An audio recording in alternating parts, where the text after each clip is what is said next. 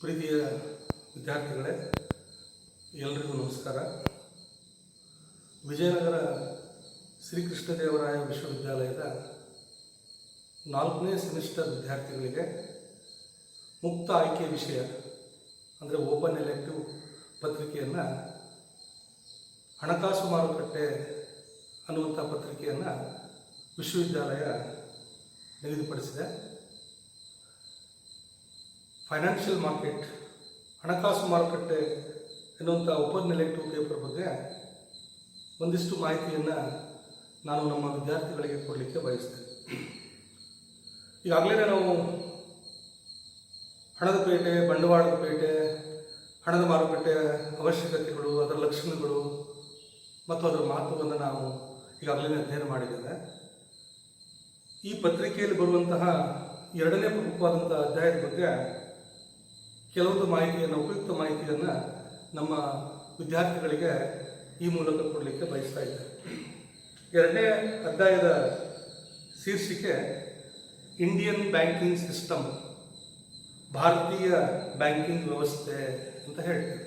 So ಇಲ್ಲಿ ಭಾರತದ banking ವ್ಯವಸ್ಥೆಯ ಬೆಳವಣಿಗೆ, ಭಾರತದಲ್ಲಿ ವಾಣಿಜ್ಯ ಬ್ಯಾಂಕುಗಳ ರಾಷ್ಟ್ರೀಕರಣದ ಪ್ರಕ್ರಿಯೆ, ರಾಷ್ಟ್ರೀಕರಣಕ್ಕೆ ಕಾರಣಗಳು ಮತ್ತು ರಾಷ್ಟ್ರೀಕರಣದ ನಂತರ ರಾಷ್ಟ್ರೀಕೃತ ವಾಣಿಜ್ಯ ಬ್ಯಾಂಕುಗಳ ಸಾಧನೆಗಳು ಏನಿವೆ ಅನ್ನುವಂಥದ್ದನ್ನು ನಾವಿಲ್ಲಿ ಅಧ್ಯಯನ ಮಾಡಲಿಕ್ಕಿದೆ 2ನೇ ಅಧ್ಯಾಯದೊಳಗೆ. ಸೊ ಅದರ ಬಗ್ಗೆ ತಮಗೊಂದಿಷ್ಟು ಮಾಹಿತಿಯನ್ನು ಕೊಡಲಿಕ್ಕೆ ನಾನು ಬಯಸ್ತೇನೆ. ನಾನು 1ನೇ ಅಧ್ಯಾಯದಲ್ಲಿ ಈಗಾಗಲೇ ಹೇಳಿದ್ದೇನೆ ಬ್ಯಾಂಕ್ ಅಂದರೆ ಏನು ಅಂತ ಹೇಳಿ. ಬ್ಯಾಂಕ್ ಅಂತಂದರೆ ಒಂದು ಹಣಕಾಸಿನ ಸಂಸ್ಥೆ, ಸಾರ್ವಜನಿಕರಿಗೆ ಸಾಲವನ್ನು ನೀಡುವ ಮತ್ತು ಸಾರ್ವಜನಿಕರಿಂದ ಠೇವಣಿಗಳನ್ನು ಸ್ವೀಕರಿಸತಕ್ಕಂತಹ ಒಂದು ಹಣಕಾಸಿನ ಸಂಸ್ಥೆಯನ್ನು ನಾವು ಬ್ಯಾಂಕ್ ಅಂತ ಹೇಳ್ತೇವೆ. Bank is an institution which receives the deposit and lends the same. The term bank, which is derived from the Italian word banco. The banco means the bench. In Italy and as well as in Greek cities, the money lenders, they were set on the middle of the bench, middle of the city on the bench, and to provide temporary financial assistance to the public. Later on it is called as bank. Now we shall directly switch over the Indian banking system. Of course, we are having our own history of Indian banking.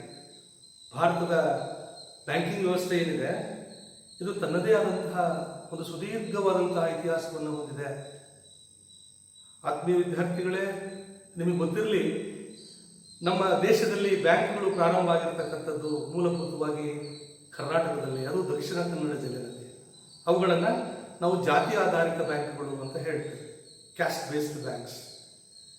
ಮತ್ತೇನು ಪ್ರಮುಖ ರಾಷ್ಟ್ರೀಕೃತ ವಾಣಿಜ್ಯ ಬ್ಯಾಂಕ್ಗಳಿವೆ, Canara bank, syndicate bank, ವಿಜಯ bank, ಹಿಂಗ್ ವೈಶ್ಯ bank, ಇವೆಲ್ಲವೂ ಕೂಡ ಕರ್ನಾಟಕದ ಮೂಲದ ಬ್ಯಾಂಕ್ಗಳು. ಇವುಗಳನ್ನು ನಾವು ಜಾತಿ ಆಧಾರಿತ ಬ್ಯಾಂಕ್ಗಳು ಅಂತ ಹೇಳ್ತೇವೆ.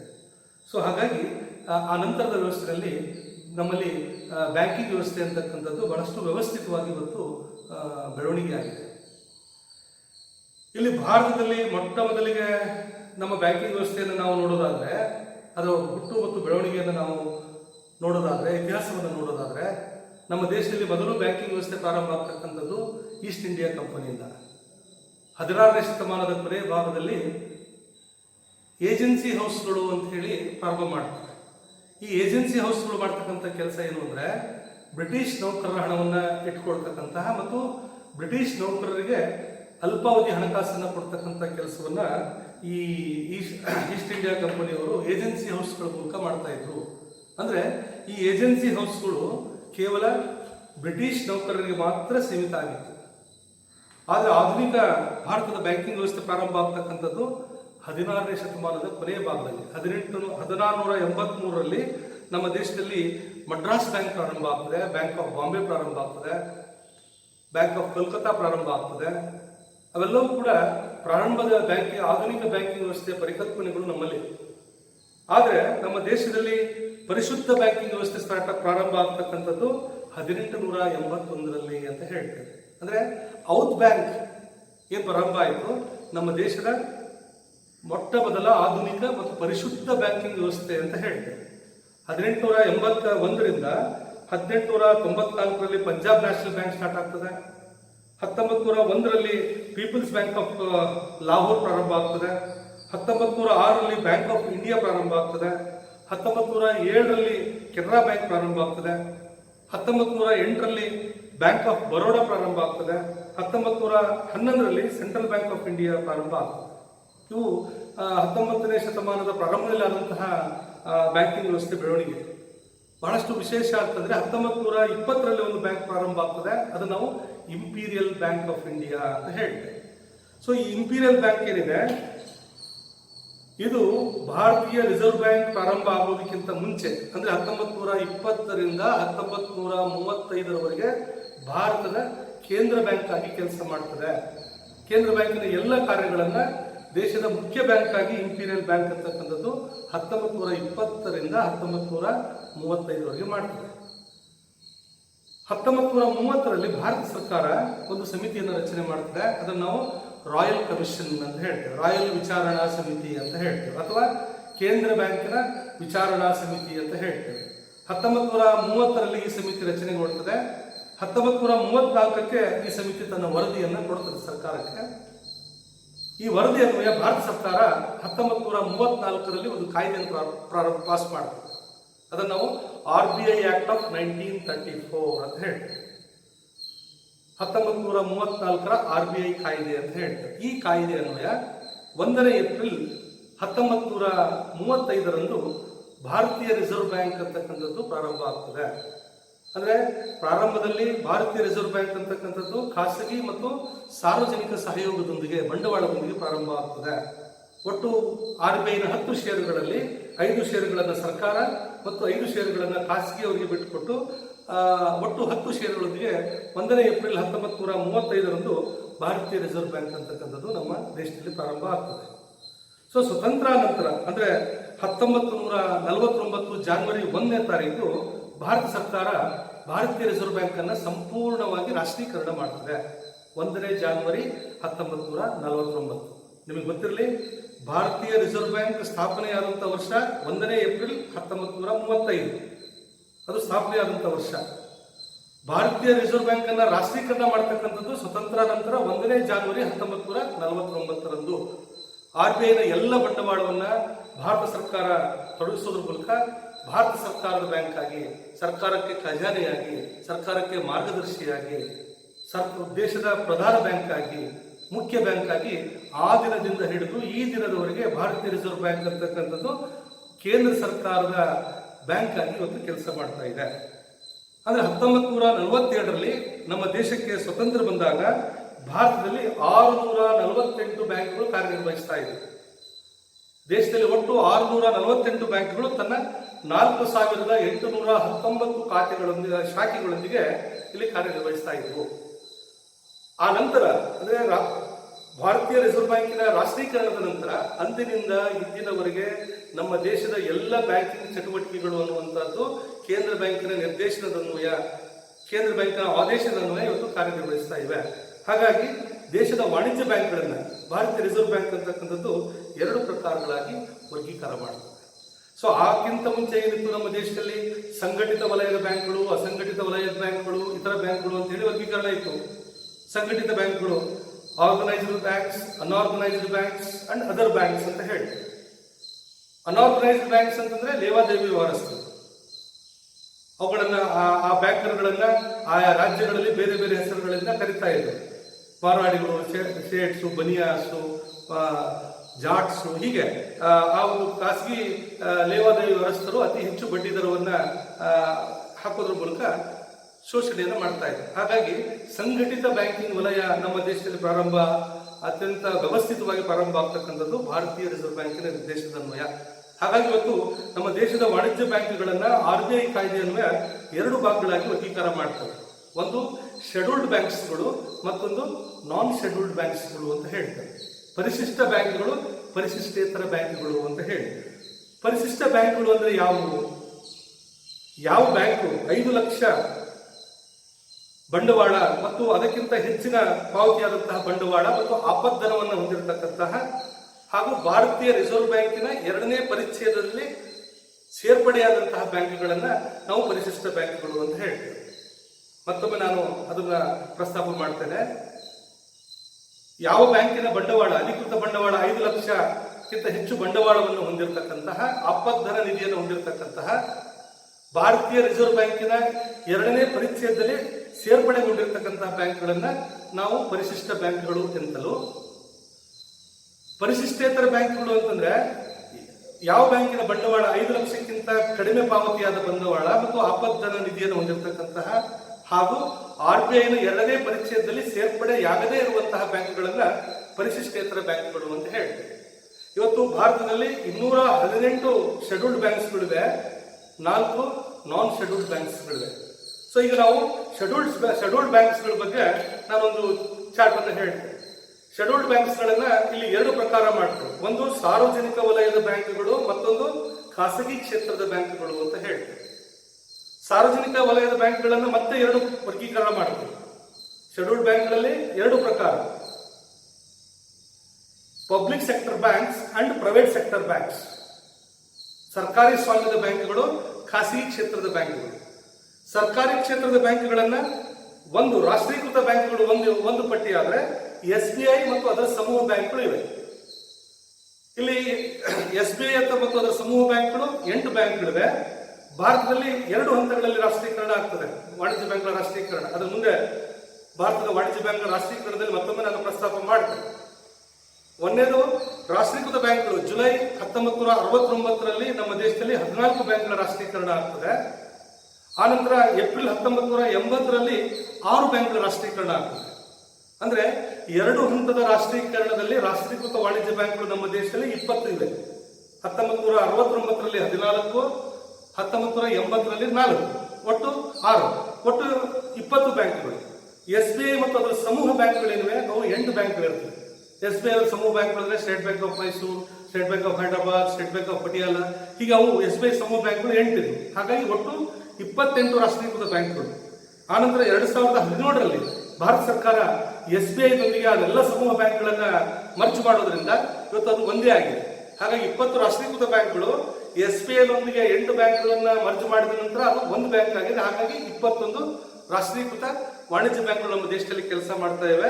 ಈ 21 ರಾಷ್ಟ್ರೀಕೃತ ವಾಣಿಜ್ಯ ಬ್ಯಾಂಕ್ಗಳು ಇವತ್ತು ತನ್ನ 1,36,000 ಶಾಖೆಗಳಿಗಿಂತಲೂ ಅಧಿಕ ಶಾಖೆಗಳೊಂದಿಗೆ ನಗರ ಮತ್ತು ಗ್ರಾಮೀಣ ಪ್ರದೇಶಗಳಲ್ಲಿ ಬ್ಯಾಂಕಿಂಗ್ ಚಟುವಟಿಕೆಗಳನ್ನ ಇವತ್ತು ನಿರ್ವಹಿಸ್ತಾ ಇದೆ.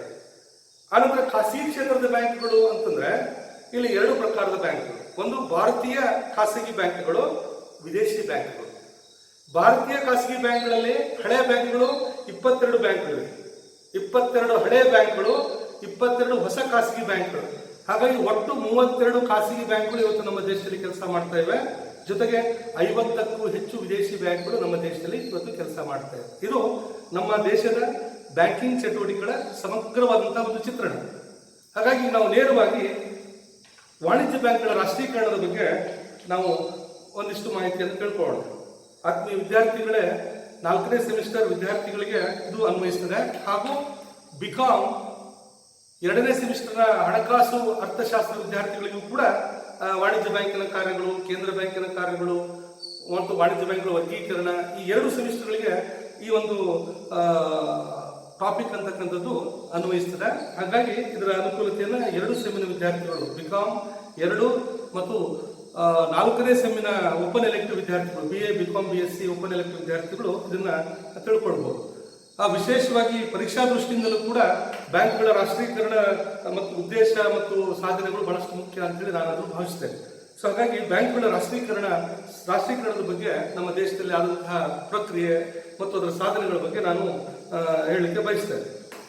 ಭಾರತದಲ್ಲಿ ಬ್ಯಾಂಕ್ಗಳ ರಾಷ್ಟ್ರೀಕರಣ ಸ್ವತಂತ್ರಾನಂತರ ಏನಾಯಿತು, ಭಾರತ ಸರ್ಕಾರ 1968ರಲ್ಲಿ ಅಂದಿನ ಪ್ರಧಾನಮಂತ್ರಿಗಳಾದಂತಹ ಶ್ರೀಮತಿ ಇಂದಿರಾ ಗಾಂಧಿಯವರು ಒಂದು ಕಾಯ್ದೆಯನ್ನು ಪಾಸ್ ಮಾಡ್ತಾರೆ. ಅದನ್ನು ನಾವು ಸಾಮಾಜಿಕ ನಿಯಂತ್ರಣ ಕಾಯ್ದೆ ಅಂತ ಹೇಳ್ತೇವೆ. Social control act. It was pass in the year 1968. ಅಂದ್ರೆ ಇವತ್ತು ಬ್ಯಾಂಕ್ಗಳ ಒಂದು ವ್ಯವಹಾರಗಳು, ಬ್ಯಾಂಕಿನ ಚಟುವಟಿಕೆಗಳು ಕೆಲವು ಸೀಮಿತವಾದಂತಹ ಪ್ರದೇಶಕ್ಕೆ ಮತ್ತು ಸೀಮಿತವಾದಂತಹ ಜನರಿಗೆ ಮಾತ್ರ ಸೀಮಿತ ಆಗಿದೆ. ಹಾಗಾಗಿ ಅಂದಿನ ಪ್ರಧಾನಮಂತ್ರಿಗಳು ಈ ಬ್ಯಾಂಕಿಂಗ್ ವ್ಯವಸ್ಥೆಯನ್ನ ಗ್ರಾಮೀಣ ಪ್ರದೇಶಕ್ಕೆ ವಿಸ್ತಾರ ಮಾಡಬೇಕು, ಜೊತೆಗೆ ದೇಶದ ಆದ್ಯತಾ ಕ್ಷೇತ್ರಕ್ಕೆ ಹಣಕಾಸನ್ನು ನೀಡಬೇಕು ಅನ್ನೋ ಉದ್ದೇಶದಿಂದ ಒಂದು ದೊಡ್ಡ ಕಾರ್ಯವನ್ನು ಮಾಡ್ತಾರೆ. ಅದನ್ನ ಒಂದು ಕಾಯ್ದೆಯನ್ನು ಪಾಸ್ ಮಾಡ್ತಾರೆ, ಸೋಷಿಯಲ್ ಕಂಟ್ರೋಲ್ ಆಕ್ಟ್ ಅಂತ ಹೇಳಿ, ಸಾಮಾಜಿಕ ನಿಯಂತ್ರಣ ಕಾಯ್ದೆ. ಸೊ 1968ರಲ್ಲಿ ಈ ಕಾಯ್ದೆಯನ್ನು ಪಾಸ್ ಮಾಡಿ 19ನೇ ಜುಲೈ 1969ರಂದು ನಮ್ಮ ದೇಶದಲ್ಲಿ ಬ್ಯಾಂಕ್ಗಳ ರಾಷ್ಟ್ರೀಕರಣ ಪ್ರಕ್ರಿಯೆ ಪ್ರಾರಂಭ ಆಗ್ತದೆ. ಅಂದ್ರೆ 19 ಜುಲೈ 1969ರಂದು 50 ಕೋಟಿಗಿಂತಲೂ ಅಧಿಕ ಬಂಡವಾಳವನ್ನು ಹೊಂದಿರತಕ್ಕಂತಹ ಠೇವಣಿಯನ್ನು ಹೊಂದಿರತಕ್ಕಂತಹ ದೇಶದ 14 ಪ್ರಮುಖ ಬ್ಯಾಂಕ್ಗಳನ್ನು ಸರ್ಕಾರ ರಾಷ್ಟ್ರೀಕರಣ ಮಾಡ್ತದೆ. ಅಂದ್ರೆ ರಾಷ್ಟ್ರೀಕರಣ ಅಂದ್ರೆ ಖಾಸಗಿ ಒಡೆತನದ ಬ್ಯಾಂಕ್ಗಳನ್ನ ಸರ್ಕಾರದ ವಹಿಸಿಕೊಳ್ತಕ್ಕಂಥದ್ದು, ಸರ್ಕಾರ ನಿರ್ವಹಣೆ ಮಾಡ್ತಕ್ಕಂಥದ್ದು. ಇದು ನಮ್ಮ ದೇಶದ ಒಂದು ದೊಡ್ಡ ಒಂದು ಹೋರಾಟ. ಯಾಕೆ ಅಂತಂದ್ರೆ ಭಾರತಕ್ಕೆ ಸ್ವತಂತ್ರ ನಂತರ ನಮ್ಮ ಮುಂದೆ ಒಂದು ದೊಡ್ಡ ಸಮಸ್ಯೆ ಇತ್ತು. ಈ 1947ರಲ್ಲಿ ಸ್ವತಂತ್ರ ಆದಾಗ ಭಾರತದ ಅಂದಿನ ಪ್ರಧಾನಿ ನೆಹರು ಮುಂದೆ 2 ಆಯ್ಕೆಗಳಿದ್ವು. ನಮ್ಮ ದೇಶದ ಆರ್ಥಿಕ ಅಭಿವೃದ್ಧಿಯನ್ನ ಸಮಾಜವಾದಿ ಸ್ವರೂಪದ ಆಧಾರದ ಮೇಲೆ ಅಭಿವೃದ್ಧಿ ಮಾಡಬೇಕು ಅಥವಾ ಬಂಡವಾಳಶಾಹಿ ತತ್ವವನ್ನು ಇಟ್ಟುಕೊಂಡು ಅಭಿವೃದ್ಧಿ ಮಾಡಬೇಕು ಅನ್ನುವಂಥ ಪ್ರಶ್ನೆ ಬರ್ತದೆ. ನಮ್ಮ ದೇಶದ ಮೊದಲ ಪ್ರಧಾನಿ ಬಹಳಷ್ಟು ಮಹತ್ವಾಕಾಂಕ್ಷಿಯ ರಾಜಕಾರಣಿ. ಈ ದೇಶವನ್ನ ಯಾವ ಐರೋಪ್ಯ ರಾಷ್ಟ್ರಗಳಿಗೂ ಕಡಿಮೆ ಇರದಂತೆ ಅಭಿವೃದ್ಧಿಪಡಿಸಬೇಕು ಅನ್ನೋ ಉದ್ದೇಶದಿಂದ ಬಂಡವಾಳಶಾಹಿಯ ಉತ್ತಮ ಗುಣಗಳನ್ನ ಮತ್ತು ಸಮಾಜವಾದಿ ಪದ್ಧತಿಯ ಉತ್ತಮ ಗುಣಗಳನ್ನು ಅಳವಡಿಸಿಕೊಂಡು ಹೊಸದೊಂದು ಪದ್ಧತಿಯನ್ನು ನಾವು ಪ್ರಾರಂಭ ಮಾಡ್ತೇವೆ. ಅದನ್ನು ನಾವು ಮಿಶ್ರ ಅರ್ಥವ್ಯವಸ್ಥೆ ಅಂತ ಹೇಳ್ತೇವೆ. The coexistence of private and public sector, ಖಾಸಗಿ ಮತ್ತು ಸಾರ್ವಜನಿಕ ಸಹಭಾಗಿತ್ವವನ್ನು ಒಳಗೊಂಡಂತಹ ಒಂದು ವ್ಯವಸ್ಥೆ, ಅದನ್ನು ನಾವು ಮಿಶ್ರ ಅರ್ಥವ್ಯವಸ್ಥೆ ಅಂತ ಹೇಳ್ತೇವೆ. ಹಾಗಾಗಿ ನೆಹರು ಅವರನ್ನ ಮಿಶ್ರ ಅರ್ಥವ್ಯವಸ್ಥೆಯ ಜನಕ ಅಂತಲೂ ಕೂಡ ಹೇಳ್ತೇವೆ. ಸೊ ಹಾಗಾಗಿ ಅಂದಿನಿಂದ ಇಂದಿನವರೆಗೆ ನಮ್ಮಲ್ಲಿರುವಂತ ಒಂದು ದೊಡ್ಡ ಸಮಸ್ಯೆ ಅಂತಂದ್ರೆ ಸರ್ಕಾರದ ಮುಂದೆ ಖಾಸಗಿಯವರು ನೋಡಬೇಕು ಅಥವಾ ಸಾರ್ವಜನಿಕ ವಲಯಕ್ಕೆ ಬಿಟ್ಟುಕೊಡ್ಬೇಕು. 1956ರ ಕೈಗಾರಿಕಾ ನೀತಿನಲ್ಲಿ ಇದೇ ಒಂದು ಸಮಸ್ಯೆ ಬರ್ತದೆ. 17 ಕೈಗಾರಿಕೆಗಳನ್ನು ಸರ್ಕಾರ ನಡೆಸೋದ್ರ ಮೂಲಕ ಅತಿ ದೊಡ್ಡ ಸಾರ್ವಜನಿಕ ವಲಯವನ್ನು ನಿರ್ಮಾಣ ಮಾಡ್ತದೆ. 1956ರಿಂದ 1989ರವರೆಗೆ ಭಾರತದಲ್ಲಿ ಅತಿ ದೊಡ್ಡ ಸಾರ್ವಜನಿಕ ವಲಯ ಇರ್ತದೆ. 1989-90ರ ವೇಳೆಗೆ ಸರ್ಕಾರಕ್ಕೆ ಮನವರಿಕೆ ಆಗ್ತದೆ, ಎಲ್ಲವೂ ಕೂಡ ಸರ್ಕಾರದಿಂದ ಅಭಿವೃದ್ಧಿ ಅಸಾಧ್ಯ, ಖಾಸಗಿ ಬಂಡವಾಳಕ್ಕೆ ವಿದೇಶಿ ಬಂಡವಾಳಕ್ಕೆ ಅನುವು ಮಾಡಿಕೊಡಬೇಕು ಅಂತ ಹೇಳಿ ನಾವು ಮತ್ತೊಂದು ಮುಕ್ತ ಆರ್ಥಿಕ ನೀತಿಗೆ ಹೋಗ್ತೇವೆ. ಅದನ್ನು ನಾವು ಉದಾರೀಕರಣ ಅಥವಾ ಜಾಗತೀಕರಣ ಅಂತ ಹೇಳ್ತೇವೆ. ಸೊ ಇದೆಲ್ಲ ನಾನು ಯಾಕೆ ಹೇಳ್ತಾ ಇದ್ದೇನೆ ಅಂತಂದ್ರೆ, ಇಂತಹ ಒಂದು ಪ್ರಶ್ನೆ ಶಿಕ್ಷಣ ಸಂಸ್ಥೆ, ಸಾರಿಗೆ, ಆರೋಗ್ಯ, ಬ್ಯಾಂಕಿಂಗ್ ಎಲ್ಲ ಕ್ಷೇತ್ರಗಳಲ್ಲೂ ಕೂಡ ಖಾಸಗಿ ಮತ್ತು ಸಾರ್ವಜನಿಕ ವಲಯದ ಸಹಭಾಗಿತ್ವ ಇದೆ. ಸೊ ಹಾಗಾಗಿ ಇಲ್ಲಿ ಬ್ಯಾಂಕಿಂಗ್ ವ್ಯವಸ್ಥೆಯಲ್ಲಿ ಏನಾಯಿತು, 1969ರಲ್ಲಿ ಭಾರತ ಸರ್ಕಾರ ತನ್ನ ದೇಶದಲ್ಲಿ ಕೆಲಸ ಮಾಡತಕ್ಕಂಥ ಕಾರ್ಯನಿರ್ವಹಿಸತಕ್ಕಂತಹ 50 ಕೋಟಿಗಿಂತಲೂ ಅಧಿಕ ಠೇವಣಿಯನ್ನು ಹೊಂದಿರತಕ್ಕಂತಹ 14 ಬ್ಯಾಂಕ್ಗಳ ರಾಷ್ಟ್ರೀಕರಣ ಅಂತಕ್ಕಂಥದ್ದು ಆಗ್ತದೆ. ಆ ನಂತರ 2ನೇ ಹಂತದ ರಾಷ್ಟ್ರೀಕರಣ ಅಂತಕ್ಕಂಥದ್ದು 15ನೇ ಏಪ್ರಿಲ್ 1980ರ ದಶಕದಲ್ಲಿ 200 ಕೋಟಿಗೂ ಅಧಿಕ ಠೇವಣಿಯನ್ನು ಹೊಂದಿರತಕ್ಕಂತಹ ದೇಶದ 6 ಪ್ರಮುಖ ಬ್ಯಾಂಕ್ಗಳನ್ನ ರಾಷ್ಟ್ರೀಕರಣ ಮಾಡಲಾಗ್ತದೆ. ಹಾಗಾಗಿ 69ರಲ್ಲಿ 14, ಆನಂತರ 1980ರಲ್ಲಿ 6 ಬ್ಯಾಂಕ್ಗಳನ್ನು ರಾಷ್ಟ್ರೀಕರಣ ಮಾಡೋದ್ರ ಮೂಲಕ ಒಟ್ಟು 20 ರಾಷ್ಟ್ರೀಕೃತ ಬ್ಯಾಂಕ್ಗಳು ಇವತ್ತು ನಮ್ಮ ದೇಶದಲ್ಲಿ ಕೆಲಸ ಮಾಡ್ತಾ ಇವೆ. ಅದರ ಜೊತೆಗೆ SBI ಮತ್ತು ಅದರ ಸಮೂಹ ಬ್ಯಾಂಕ್ಗಳಿವೆ. ಸೊ ಇಲ್ಲಿ ಈಗ ರಾಷ್ಟ್ರೀಕರಣವನ್ನು ಮಾಡಲಿಕ್ಕೆ ಏನು ಕಾರಣ, ನಮ್ಮ ದೇಶದಲ್ಲಿ ಬ್ಯಾಂಕ್ಗಳ ರಾಷ್ಟ್ರೀಕರಣದ ಅವಶ್ಯಕತೆ ಯಾಕಾಗಿ ಬರ್ತದೆ ಸರ್ಕಾರದ ಮುಂದೆ ಅನ್ನುವಂಥದ್ದು ಬಹಳಷ್ಟು ಮುಖ್ಯ. ಅದಕ್ಕೆ ನಾವು ರಾಷ್ಟ್ರೀಕರಣಕ್ಕೆ ಕಾರಣಗಳು ಅಂತ ಹೇಳ್ತೇವೆ. Causes for nationalisation of commercial banks in India. ಇಲ್ಲಿ ಒಂದು ಬಹಳಷ್ಟು ಪ್ರಮುಖವಾದಂತಹ ಕಾರಣ ಅಂತಂದ್ರೆ ಆರ್ಥಿಕ ಶಕ್ತಿಯ ಕೇಂದ್ರೀಕರಣ ಆಗಿರ್ತದೆ. ಬ್ಯಾಂಕ್ಗಳು ಸಂಪೂರ್ಣವಾಗಿ ಖಾಸಗಿ ವಲಯದಲ್ಲಿ ಕೆಲಸ ಮಾಡ್ತಾ ಇರೋದ್ರಿಂದ ಖಾಸಗಿ ಬಂಡವಾಳ ಮತ್ತು ಆ ಬ್ಯಾಂಕ್ಗಳು ಕೊಡುವಂತಹ ಸಾಲ ಮತ್ತು ಮುಂಗಡಗಳು, ಸೌಕರ್ಯಗಳು ಕೆಲವು ವರ್ಗಕ್ಕೆ, ಕೆಲವು ಪ್ರದೇಶಕ್ಕೆ ಸೀಮಿತವಾಗಿರ್ತದೆ. ಇದರಿಂದ ಆರ್ಥಿಕ ಅಸಮಾನತೆ ಉಂಟಾಗ್ತದೆ, ಆರ್ಥಿಕ ಶಕ್ತಿಯ ಕೇಂದ್ರೀಕರಣ ಆಗ್ತದೆ ಅನ್ನೋದಕ್ಕೋಸ್ಕರ ಆರ್ಥಿಕ ಶಕ್ತಿಯ ಕೇಂದ್ರೀಕರಣವನ್ನ ಶಮನ ಮಾಡಲಿಕ್ಕೋಸ್ಕರ ಸರ್ಕಾರ ಬ್ಯಾಂಕ್ಗಳ ರಾಷ್ಟ್ರೀಕರಣವನ್ನು ಮಾಡತಕ್ಕಂಥ ಉದ್ದೇಶ ಸರ್ಕಾರದ ಮುಂದೆ ಬರ್ತದೆ. ಇನ್ನೊಂದು ಬಹಳ ಪ್ರಮುಖವಾಗಿರ್ತಕ್ಕಂಥದ್ದು ಅಂದ್ರೆ attention to the priority sector, ಆದ್ಯತಾ ಕ್ಷೇತ್ರಕ್ಕೆ ಮಹತ್ವವನ್ನು ಕೊಡ್ತಕ್ಕಂಥದ್ದು. ಸೊ ಅವರಿಗೆ ಏನಾಗ್ತದೆ, ನಮ್ಮ ದೇಶದಲ್ಲಿ ಇಂದಿಗೂ ಕೂಡ ಅಂದಿಗೆ ಪ್ರತಿಶತ 70ಕ್ಕಿಂತ ಹೆಚ್ಚು ಜನ ಕೃಷಿಯನ್ನು ಅವಲಂಬನೆ ಆಗಿದ್ರೆ ಇಂದಿಗೂ ಕೂಡ ಪ್ರತಿಶತ 10ಕ್ಕಿಂತ ಹೆಚ್ಚು ಜನಸಂಖ್ಯೆ ಕೃಷಿಯನ್ನು ಅವಲಂಬಿಸಿದ್ದಾರೆ. ದೇಶದ ಆದ್ಯತಾ ಕ್ಷೇತ್ರ ಕೃಷಿ ಮತ್ತು ಕೃಷಿ ಅವಲಂಬಿತ ಚಟುವಟಿಕೆಗಳು ಗ್ರಾಮೀಣ ಪ್ರದೇಶದಲ್ಲಿರ್ತಕ್ಕಂಥ ಗ್ರಾಮೀಣ ಕೈಗಾರಿಕೆಗಳು ಇವು ದೇಶದ ಪ್ರಮುಖ ಆದ್ಯತಾ ವಲಯ. ಸೊ ಇಂತಹ ಆದ್ಯತಾ ವಲಯಕ್ಕೆ ಈ ರಾಷ್ಟ್ರೀಕೃತವಲ್ಲದಂತಹ ವಾಣಿಜ್ಯ ಬ್ಯಾಂಕ್ಗಳು ಯಾವುದೇ ಹಣಕಾಸಿನ ಸೌಲಭ್ಯಗಳನ್ನು ಕೊಡ್ತಾ ಇರಲಿಲ್ಲ. ಹಾಗಾಗಿ ರಾಷ್ಟ್ರೀಕರಣದ ಮತ್ತೊಂದು ಬಹಳ ಪ್ರಮುಖವಾಗಿರ್ತಕ್ಕಂಥ ಕಾರಣ ಅಂದ್ರೆ ಆದ್ಯತಾ ಕ್ಷೇತ್ರಕ್ಕೆ ಬ್ಯಾಂಕಿಂಗ್ ಸೌಕರ್ಯಗಳನ್ನ, ಬ್ಯಾಂಕಿಂಗ್ ಕಾರ್ಯಗಳನ್ನ ವಿಸ್ತರಿಸಬೇಕು ಅನ್ನುವಂಥದ್ದು ಮತ್ತೊಂದು ಬಹಳಷ್ಟು ಪ್ರಮುಖವಾದಂತಹ ಕಾರಣ ಆಗ್ತದೆ. ಆನಂತರ ಯೂನಿಫಾರ್ಮ್ ಬ್ಯಾಂಕಿಂಗ್ ಸಿಸ್ಟಮ್, ಏಕರೂಪವಾಗಿರ್ತಕ್ಕಂತಹ ಬ್ಯಾಂಕಿಂಗ್ ನೀತಿ ನಮ್ಮಲ್ಲಿ ರಾಷ್ಟ್ರೀಕರಣಕ್ಕಿಂತ ಮುಂಚೆ ಇರಲಿಲ್ಲ. ಸೊ ಆ ಕಾರಣಕ್ಕೋಸ್ಕರ ಏಕರೂಪದ ಬ್ಯಾಂಕಿಂಗ್ ನೀತಿಯನ್ನ ಅನುಷ್ಠಾನ ಮಾಡಬೇಕು ಅನ್ನೋ ಕಾರಣಕ್ಕೋಸ್ಕರ ಬ್ಯಾಂಕ್ಗಳ ರಾಷ್ಟ್ರೀಕರಣ ಪ್ರಕ್ರಿಯೆ ಪ್ರಾರಂಭ ಆಗ್ತದೆ. ನಾಲ್ಕನೇ ಪ್ರಮುಖವಾಗಿರ್ತಕ್ಕಂತಹ ಕಾರಣ ಅಂತಂದ್ರೆ ಡೆವಲಪ್ಮೆಂಟ್ ಆಫ್ ಬ್ಯಾಕ್ವರ್ಡ್ ಏರಿಯಾಸ್, ಹಿಂದುಳಿದ ಪ್ರದೇಶಗಳನ್ನು ಅಭಿವೃದ್ಧಿ ಮಾಡ್ಲಿಕ್ಕೋಸ್ಕರ. ಯಾಕಂದ್ರೆ ನಮ್ಮ ದೇಶದ ಮುಂದಿರುವಂತಹ ಒಂದು ದೊಡ್ಡ ಸಮಸ್ಯೆ ಇಂದಿಗೂ ಅಂದ್ರೆ ಪ್ರಾದೇಶಿಕ ಸಮತೋಲನ. ನಮ್ಮ ದೇಶದಲ್ಲಿ ಯಾರ್ಯಾರಿಗೆ ಅಧಿಕಾರ ಯಾವ್ಯಾವಾಗ ಸಿಗ್ತದೆ ಅಭಿವೃದ್ಧಿ ಅಂತಕ್ಕಂಥದ್ದು ಅಲ್ಲೇ ಆಯಿತು. ಇದರಿಂದ ನಮ್ಮ ದೇಶದಲ್ಲಿ ದೊಡ್ಡ ಪ್ರಮಾಣದ ಕಂದಕ, ಪ್ರಾದೇಶಿಕ ಅಸಮತೋಲನೆ ಅಂತಕ್ಕಂಥದ್ದು ಉಂಟಾಯಿತು. ಲಾಪ್ ಸೈಡೆಡ್ ಎಕಾನಮಿಕ್ ಡೆವಲಪ್ಮೆಂಟ್ ಅಂತ ಹೇಳ್ತಾರೆ, ಜೋಲು ಬಿದ್ದ ಅರ್ಥವ್ಯವಸ್ಥೆ ಅಂತಕ್ಕಂಥದ್ದು ನಿರ್ಮಾಣ ಆಯಿತು. ಆ ಕಾರಣಕ್ಕೋಸ್ಕರ ದೇಶದ ಎಲ್ಲ ಪ್ರದೇಶವನ್ನ ಸಮಾನವಾಗಿ ಆರ್ಥಿಕ ಅಭಿವೃದ್ಧಿಯನ್ನು ಸಾಧಿಸಬೇಕು ಅನ್ನೋ ಕಾರಣಕ್ಕೋಸ್ಕರ ಹಿಂದುಳಿದ ಪ್ರದೇಶಗಳ ಅಭಿವೃದ್ಧಿಗೋಸ್ಕರ, ಹಿಂದುಳಿದ ಪ್ರದೇಶಗಳಲ್ಲಿ ಬ್ಯಾಂಕಿಂಗ್ ಸೌಕರ್ಯಗಳನ್ನು ವಿಸ್ತರಣೆ ಮಾಡಬೇಕು ಅನ್ನೋ ಕಾರಣಕ್ಕೋಸ್ಕರ ಇಲ್ಲಿ ಬ್ಯಾಂಕ್ಗಳ ರಾಷ್ಟ್ರೀಕರಣ ಅನ್ನುವಂತಹ ಒಂದು ಪ್ರಕ್ರಿಯೆ ನಮ್ಮ ದೇಶದಲ್ಲಿ ಪ್ರಾರಂಭ ಆಗ್ತದೆ. ಆನಂತರ ಇನ್ನೊಂದು ಬಹಳಷ್ಟು ಪ್ರಮುಖವಾದಂತಹ ಕಾರಣ ರಾಷ್ಟ್ರೀಕರಣಕ್ಕೆ ಅಂದ್ರೆ encouraging banking habits in rural areas, ಗ್ರಾಮೀಣ ಪ್ರದೇಶಗಳಲ್ಲಿ ಬ್ಯಾಂಕಿಂಗ್ ಹವ್ಯಾಸವನ್ನು ಪ್ರೋತ್ಸಾಹ ಮಾಡತಕ್ಕಂಥದ್ದು ಬಹಳಷ್ಟು ಪ್ರಮುಖವಾದಂತಹ ಕೆಲಸ. ಇವತ್ತು ಬಂಡವಾಳದ ಸಂಗ್ರಹಣೆ ಅಂತಕ್ಕಂಥದ್ದು ಉಳಿತಾಯದಿಂದ, higher will be the savings, higher will be the capital accumulation. ಹಾಗಾಗಿ ಇವತ್ತು ಗ್ರಾಮೀಣ ಪ್ರದೇಶಗಳಲ್ಲಿ ಉಳಿತಾಯ ಮನೋಭಾವನೆಯನ್ನು ಬೆಳೆಸಬೇಕು ಅನ್ನೋ ಕಾರಣಕ್ಕೋಸ್ಕರ ಭಾರತ ಸರ್ಕಾರ ಬ್ಯಾಂಕಿಂಗ್ ಸೌಕರ್ಯಗಳನ್ನ, ಅದರಲ್ಲೂ ವಿಶೇಷವಾಗಿ ಪ್ರಾದೇಶಿಕ ಗ್ರಾಮೀಣ ಬ್ಯಾಂಕ್ಗಳಂತಹ ಬ್ಯಾಂಕ್ಗಳನ್ನ ಗ್ರಾಮೀಣ ಪ್ರದೇಶಗಳಲ್ಲಿ ಸ್ಥಾಪನೆ ಮಾಡೋದ್ರ ಮೂಲಕ ನಮ್ಮ ದೇಶದ ಜನರ ಬ್ಯಾಂಕಿಂಗ್ ಹವ್ಯಾಸವನ್ನು ಪ್ರೋತ್ಸಾಹಿಸಬೇಕು ಅನ್ನುವಂಥ ಕಾರಣಕ್ಕೂ ಕೂಡ ಬ್ಯಾಂಕ್ಗಳ ರಾಷ್ಟ್ರೀಕರಣದ ಪ್ರಕ್ರಿಯೆ ಪ್ರಾರಂಭ ಆಗ್ತದೆ. ಆನಂತರ ಲಾಭದಾಯಕತ್ವ ಮತ್ತು ಬ್ಯಾಂಕ್ ಅಂತಕ್ಕಂಥದ್ದು ಎರಡು ಕೆಲಸವನ್ನ ಮಾಡ್ತದೆ. ಒಂದು, ಷೇರುದಾರರಿಗೆ ಭದ್ರತೆಯನ್ನು ಕೊಡಬೇಕು ಮತ್ತು ಠೇವಣಿದಾರರಿಗೆ ಭದ್ರತೆಯನ್ನು ಕೊಡಬೇಕು ಮತ್ತು ಷೇರುದಾರರಿಗೆ ಲಾಭವನ್ನು ಮಾಡಬೇಕು. ಲಾಭದಾಯಕತ್ವ ಅನ್ನುವಂಥದ್ದು ಕೂಡ ಮತ್ತೊಂದು ಕಾರಣ ಆಗಿರ್ತದೆ. ಎಲ್ಲ ಕಾರಣಗಳಿಗೋಸ್ಕರ ಬ್ಯಾಂಕ್ಗಳ ರಾಷ್ಟ್ರೀಕರಣ ಆಗ್ತದೆ. ಸೊ ಹಾಗಾಗಿ ಇದರ ಉದ್ದೇಶನೂ ಕೂಡ ಹಾಗೇನೆ ಇರ್ತದೆ. ಇಲ್ಲಿ ಸಮತೋಲನ ಆರ್ಥಿಕ ಅಭಿವೃದ್ಧಿ ಮಾಡ್ತಕ್ಕಂಥದ್ದು, ವಾಣಿಜ್ಯ ಬ್ಯಾಂಕ್ಗಳ ಒಂದು ಸಮರ್ಪಕವಾದಂತಹ ನಿರ್ವಹಣೆ ಮತ್ತು ಕೃಷಿ ಚಟುವಟಿಕೆಗಳನ್ನ, ಕೈಗಾರಿಕಾ ಕ್ಷೇತ್ರಗಳಿಗೆ ಆದ್ಯತೆಯನ್ನು ಕೊಡ್ತಕ್ಕಂಥದ್ದು, ಎಲ್ಲ ಕಾರಣಗಳಿಗೋಸ್ಕರ ವಾಣಿಜ್ಯ ಬ್ಯಾಂಕ್ಗಳ ಒಂದು ರಾಷ್ಟ್ರೀಕರಣ ಅಂತಕ್ಕಂಥದ್ದು ಆಗ್ತದೆ. ಸೊ ಹಾಗಾಗಿ 1969ರಲ್ಲಿ ರಾಷ್ಟ್ರೀಕರಣ ಆದಂತಹ ವಾಣಿಜ್ಯ ಬ್ಯಾಂಕ್ಗಳು ಕಳೆದ 60 ವರ್ಷಗಳ ಇತಿಹಾಸದಲ್ಲಿ ಏನು ಸಾಧನೆ ಮಾಡಿವೆ, ರಾಷ್ಟ್ರೀಕೃತ ವಾಣಿಜ್ಯ ಬ್ಯಾಂಕ್ಗಳ ಸಾಧನೆಗಳೇನು. ಹಾಗಾಗಿ ಇವತ್ತು ರಾಷ್ಟ್ರೀಕೃತ ವಾಣಿಜ್ಯ ಬ್ಯಾಂಕ್ಗಳು ಅನೇಕ ಸಾಧನೆಗಳನ್ನ ಇವತ್ತು ಮಾಡಿವೆ. ಅದರ ವಿಶೇಷವಾಗಿ ಬ್ಯಾಂಕ್ಗಳು ಬ್ರಾಂಚ್ ಶಾಖೆಗಳ ವಿಸ್ತರಣೆ ಇರಬಹುದು. ನಾನು ಪ್ರಾರಂಭದಲ್ಲಿ ಹೇಳಿದೆ 28 ರಾಷ್ಟ್ರೀಕೃತ ಬ್ಯಾಂಕ್ಗಳು ಇವತ್ತು 1,36,000 ಶಾಖೆಗಳಿಗಿಂತಲೂ ಹೆಚ್ಚು ಶಾಖೆಗಳೊಂದಿಗೆ ಇವತ್ತು ಗ್ರಾಮೀಣ ಮತ್ತು ನಗರ ಪ್ರದೇಶಗಳಲ್ಲಿ ಬ್ಯಾಂಕಿಂಗ್ ಚಟುವಟಿಕೆಗಳು ನಿರ್ವಹಿಸ್ತಾ ಇವೆ.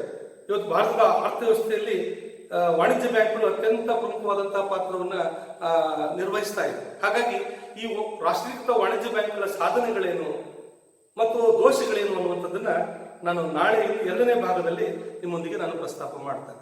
ನಾನು ನನ್ನ ಈ ಮಾತುಗಳನ್ನು ಮುಗಿಸೋದಕ್ಕಿಂತ ಮುಂಚೆ ಮತ್ತೊಂದು ಪ್ರಮುಖವಾದಂತಹ ಅಂಶವನ್ನ ನನ್ನ ವಿದ್ಯಾರ್ಥಿಗಳಿಗೆ ಹೇಳಲೇಬೇಕಾಗಿದೆ. ಆತ್ಮೀಯ ವಿದ್ಯಾರ್ಥಿಗಳೇ, ಕೋವಿಡ್-19 ಕರೋನಾ ವಿರುದ್ಧ ಇವತ್ತು ದೊಡ್ಡ ಹೋರಾಟವನ್ನು ಭಾರತ ಮಾಡ್ತಾ ಇದೆ. ಕೇಂದ್ರ ಮತ್ತು ರಾಜ್ಯ ಸರ್ಕಾರಗಳು ಕರೋನಾವನ್ನ ಹಿಮ್ಮೆಟ್ಟಿಸಲಿಕ್ಕೆ, ಅದನ್ನು ನಿಯಂತ್ರಣ ಮಾಡಲಿಕ್ಕೆ ಹರಸಾಹಸವನ್ನು ಮಾಡ್ತಾ ಇವೆ. ಹಾಗಾಗಿ ನನ್ನ ವಿನಮ್ರ ವಿನಂತಿ, ಪ್ರೀತಿಯ ವಿದ್ಯಾರ್ಥಿಗಳೇ, ತಾವು ಯಾರೂ ದಯವಿಟ್ಟು ಮನೆ ಬಿಟ್ಟು ಹೊರಗೆ ಹೋಗಬೇಡಿ, ಮನೆಯಲ್ಲೇ ಇರಿ, ನಿಮ್ಮ ಆರೋಗ್ಯವನ್ನ ನೀವು ಕಾಪಾಡಿಕೊಳ್ಳಿ. ಆನಂತರ ಅಭ್ಯಾಸದ ಕಡೆಗೆ ಹೆಚ್ಚು ಗಮನವನ್ನು ಕೊಡಿ. ಜೊತೆಗೆ ತಮಗೆಲ್ಲ ಆತಂಕ ಇದೆ, ನಮಗೆ ಗೊತ್ತಿದೆ. ವಿದ್ಯಾರ್ಥಿಗಳು ಬಹಳಷ್ಟು ಆತಂಕಕ್ಕೆ ಒಳಗಾಗಿದ್ದಾರೆ. ನಮ್ಮ ಪರೀಕ್ಷೆಗಳು ಯಾವಾಗ, ನಮ್ಮ ಭವಿಷ್ಯ ಏನು ಅನ್ನುವಂಥ ದೊಡ್ಡ ಆತಂಕ ನಮ್ಮ ವಿದ್ಯಾರ್ಥಿಗಳಲ್ಲಿದೆ. ಯಾವ ವಿದ್ಯಾರ್ಥಿಗಳು ದಯಮಾಡಿ ಆತಂಕ ಪಡುವಂತಹ ವಿಚಾರ ಇಲ್ಲ. ಇವತ್ತು ಸರ್ಕಾರ ನಿಮ್ಮೊಟ್ಟಿಗೆ ಇದೆ. ಸರ್ಕಾರಕ್ಕೆ ಈ ರೋಗವನ್ನು ನಿಯಂತ್ರಿಸತಕ್ಕಂಥದ್ದು ಎಷ್ಟು ಮುಖ್ಯವೋ, ನಿಮ್ಮ ಭವಿಷ್ಯವು ಕೂಡ, ವಿದ್ಯಾರ್ಥಿಗಳ ಭವಿಷ್ಯವು ಕೂಡ ಅಷ್ಟೇ ಮುಖ್ಯ. ಅದಕ್ಕೆ ಸರ್ಕಾರ ಗಮನ ಹರಿಸ್ತದೆ. ಹಾಗಾಗಿ ಪ್ರೀತಿಯ ವಿದ್ಯಾರ್ಥಿಗಳೇ, ಇವತ್ತು ನಿಮ್ಮ ಜೊತೆಗೆ ಸರ್ಕಾರ ಇದೆ. ನಿಮ್ಮ ಜೊತೆಗೆ ಇಡೀ ಶಿಕ್ಷಕ ಸಮುದಾಯ ಇದೆ. ಆ ಕಾರಣಕ್ಕೋಸ್ಕರ ವಿದ್ಯಾರ್ಥಿಗಳಿಗೆ ಅನುಕೂಲಕ್ಕೋಸ್ಕರ ಆನ್ಲೈನ್ ಮೂಲಕ ಸರ್ಕಾರದ ಆದೇಶದ ಅನ್ವಯ, ವೀರಶೈವ ವಿದ್ಯಾವರ್ಧಕ ಸಂಘದ ಆದೇಶದ ಅನ್ವಯ ನಾವು ತಮಗೆ ಎಲ್ಲ ಉಪಯುಕ್ತ ಮಾಹಿತಿಗಳನ್ನು ಕೊಡ್ತಾ ಇದ್ದೇವೆ. ದಿನನಿತ್ಯವೂ ಕೂಡ ನಿಮಗೆ ಎಲ್ಲ ಪಠ್ಯಕ್ರಮದ ಬಗ್ಗೆ ಮಾಹಿತಿಯನ್ನು ನಾವು ಕೊಡ್ತೇವೆ. ನೀವು ಅಭ್ಯಾಸ ಮಾಡಿ, ಮನೆಯಲ್ಲೇ ಇರಿ, ಆರೋಗ್ಯವನ್ನು ಕಾಪಾಡಿಕೊಳ್ಳಿ. ನಾಳೆ ಬ್ಯಾಂಕ್ಗಳ ರಾಷ್ಟ್ರೀಕರಣದ